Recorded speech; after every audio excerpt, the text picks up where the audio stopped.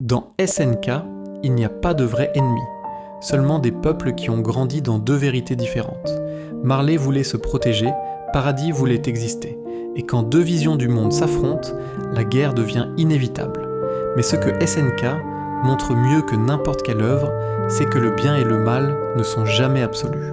Ce sont des constructions humaines forgées par la peur, la mémoire et la douleur. Pour un enfant de Marley Eren est un monstre, pour un enfant de Paradis, c'est un héros. Et la seule différence entre ces deux visions, c'est la perspective. En psychologie, on appelle ça le biais de moralité. Le cerveau justifie les actes de son propre camp, même les pires, tant qu'ils défendent quelque chose de juste à ses yeux.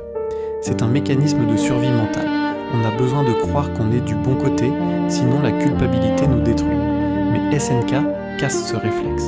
Il nous force à voir le monde à travers les yeux de l'autre. Et là, tout s'effondre.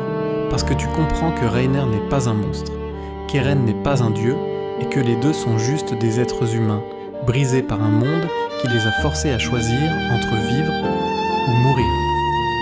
D'un point de vue scientifique, la morale n'est qu'un réseau de neurones façonnés par ton environnement. Ton sens du bien dépend de ta culture, de ton histoire et même de la chimie de ton cerveau. Autrement dit, si tu étais né à Marley, tu aurais haï Eren. Si tu étais né à Paradis, tu aurais marché à ses côtés.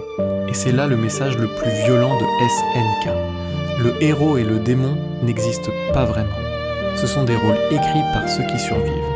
L'histoire transforme les bourreaux en sauveurs et les sauveurs en monstres. Au final, tu ne choisis pas d'être un héros ou un démon.